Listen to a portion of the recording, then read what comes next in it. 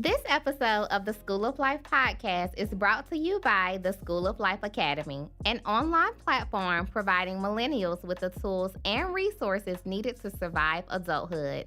From understanding stocks to building a business, writing the perfect resume, and even healing your childhood trauma, SOLA has you covered. Start your 7-day free trial today at www.schooloflifeacademy.com.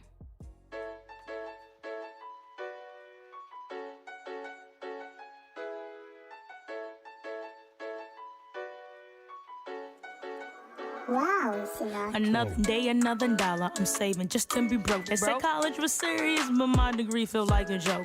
4 years or less, I'm saying I got it done. No plan, just to end up at my mom's after I told her I wasn't staying. Well, here we are. No question, I'm a star. Just got some light years to travel, but it's just so far. But I'ma make it though. Make sure you get your focus right. You coming too, it's about to be one hell of a ride. Yeah, this adults and stuff is crazy. They ain't warn us about this. I'm supposed to live my best life on an unpaid internship. How I'm supposed to find my husband? Everybody running game. I guess the more things change, the more they stay the same. Went from worrying about on flow to running from Uncle Sam. Now I understand why student accounts never gave a damn. Saving accounts be slipping, trying to work out, but I'm tripping. I forgot health insurance. Oh, I'm my mom's until I'm 26, so I gotta pay these student loans. That's adults with the score doing the most. That's adults moving out of mom's house. That's adulting, but it's all gonna work out. That's adulting. I need a legal side hustle. That's adulting, cause these bills got me in trouble. That's adulting. Journey's course is never planned. That's adulting. Just leave it in God's hands, cause that's adulting.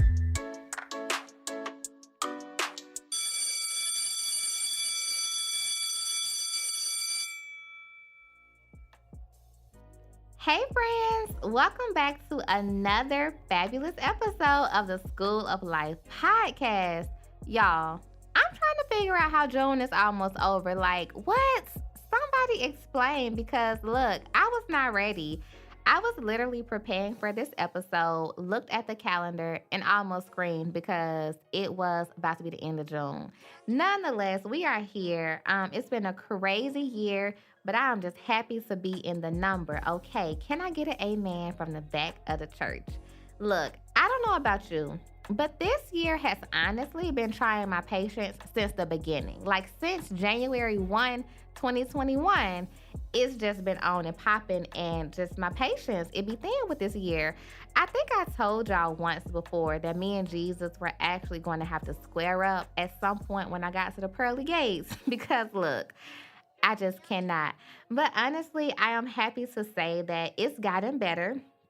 I can't even sit here and lie and act like it wasn't me causing my own shenanigans and, you know, that God didn't come snatch me up out of the pits of wherever the heck I was. Y'all know how we do, get ourselves in some situations. But I am just glad that I am better, and I've been saying like I got my mojo back. So that is a blessing. So anyhow, I have been spending this month getting in alignment with God because look, your girl was all off the wagon. I realized back in May that I was just, child, I don't know what I was doing. I was doing something. It just was not adding up. The math wasn't mathing in my life. But let me tell you, self-correction is the best correction. And the Lord does a good work in me when I start acting a fool. So I am just happy that June has been filled with self-correction, self-love, and just getting back in alignment. So I'm back in my word. I'm drinking my water. I'm at the gym getting fine. Look, your girl is outside, okay? Okay. But enough of me. I hope you are doing well and staying cool in this hot summer weather. And as always, if you are not your best boo, do what you can. That's all you can do. Do what you can. So, from the title, I'm sure you already know what we're talking about today. Child, this one is well overdue. In fact, I think I received this topic suggestion back in 2018 or 2019 when I first said I was creating a podcast. Now, when I first got this suggestion, I was like, well, what do the saints want me to say about heartbreak? Because heartbreak almost took me out. I don't have nothing to say. But I honestly think since some time has passed and I've had a chance to really get my thoughts together and to heal, I can add some substance to the conversation. So, y'all know the drill. Grab your notebook or your tablet because School of Life is now in session. Okay, so adulting through heartbreak. Where do I begin? I feel like I can sit here and talk on this topic all day, but for the sake of my producer's time and y'all's ears, I won't. Okay, I'll promise to keep it as short as possible, but we're gonna break this thing down. So let's start with a fundamental truth about heartbreak. It ain't even profound, it's just fundamental. It hurts. That's it. It hurts. Until my first heartbreak, I really had no idea of the pain a heartbreak held. Like, no one told me that my literal heart would hurt. Like the organ in my body that pumps blood to my brain, it was hurting like a crushing hurt. I couldn't eat, I couldn't sleep, just nothing, just pain. That's all I felt. And I think I've said it on the show before, but I kid you not, I thought Jesus was on his way back for me. Like, it was that real. By the way, looking back, I'm so glad he didn't come get me because I kind of like this life thing. But seriously, on a serious note, heartbreak hurts. It actually hurts like hell. Like, I don't know any other way to put it except it hurts. And honestly, I'm not sure if, we've truly created the space in the world to safely talk about how much that hurt affects so many areas of our lives, both in that moment and even after. But of course, that changes today. Let's talk about it. Let's dive into it. Let us bear our truths so that we can be on the journey of healing and wholeness that we deserve to be on. Now, we also may need to get the wine and the Kleenex because it will be necessary. So my hope, honestly, is that this episode is simply a door opener for anyone out there adulting through heartbreak and looking for answers.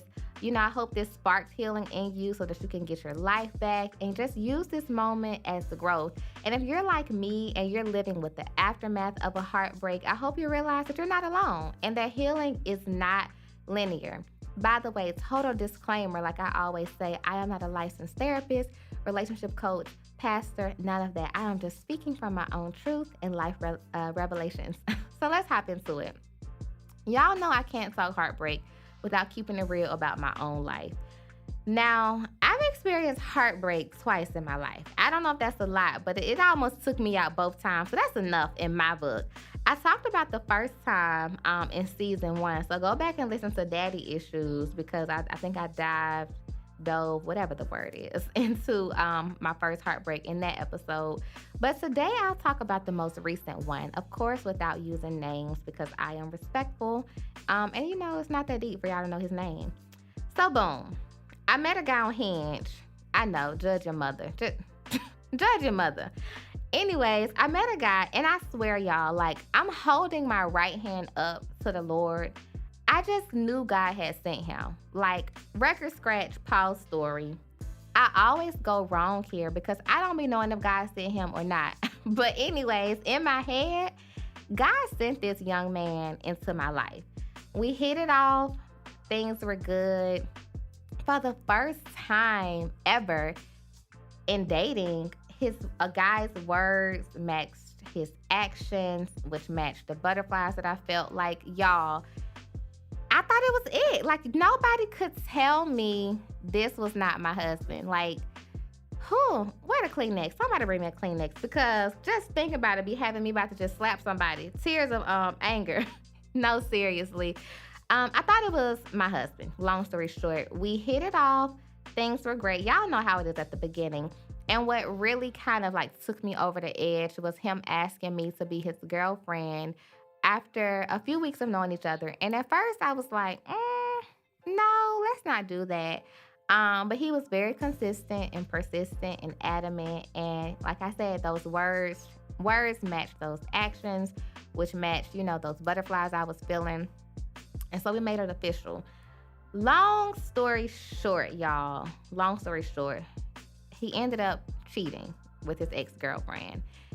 And I think I was so devastated and heartbroken in such a short amount of time because I had opened up to him about things I had been through with guys. I had shared, how cheating affected me in a previous relationship and just how my trust in people is already below the ground. It's dang near in hell at this point. I opened up about my daddy issues, mommy issues, just where I was as a person and how I'm so self-aware. And I realized like I am an evolving human being. And these are areas where I am evolving the most. Like I share all of that because one thing about me, just like I'm so truthful on this here podcast, I'm truthful in my everyday walk. Like I know my gray areas, right?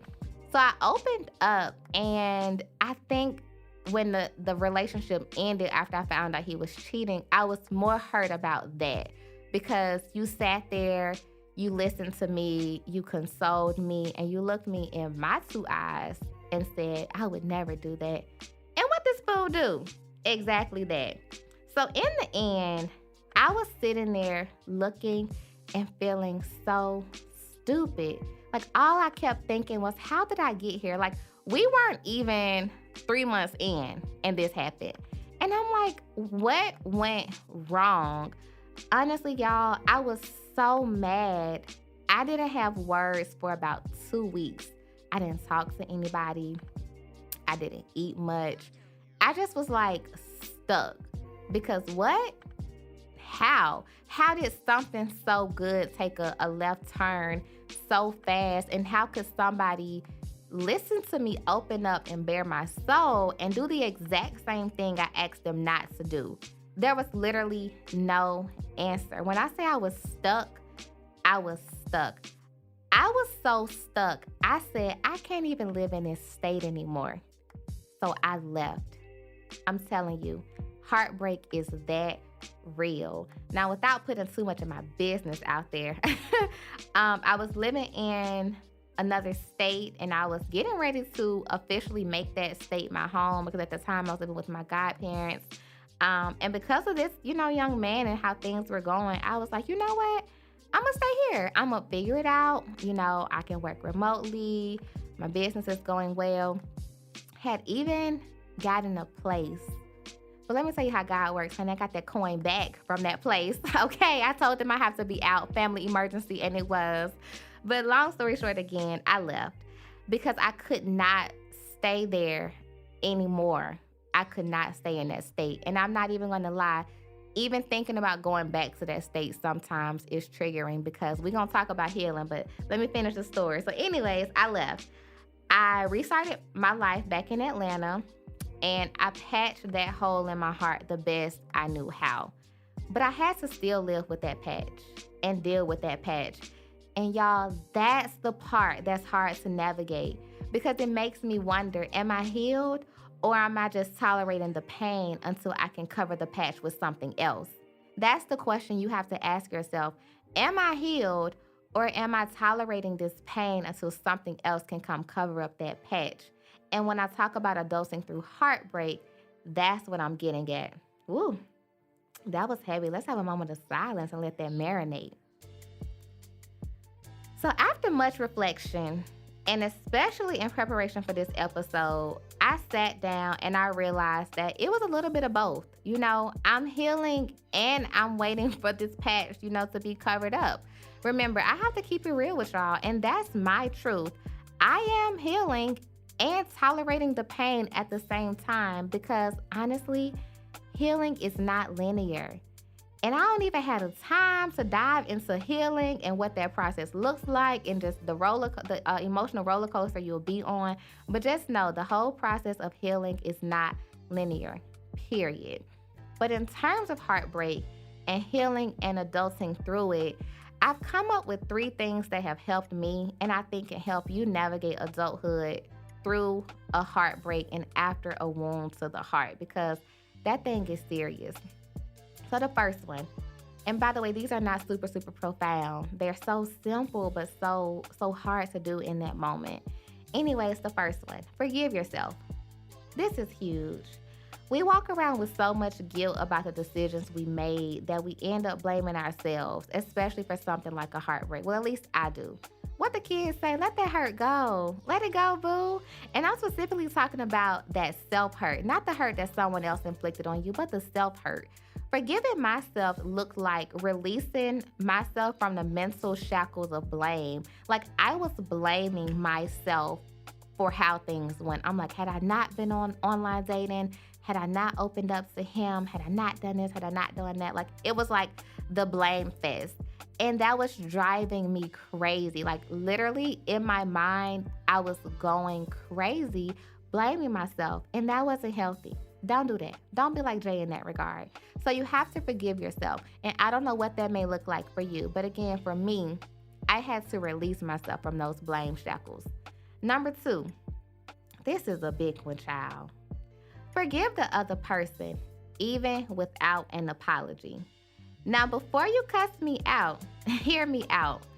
Forgiveness has nothing to do with the other person. It's all about you.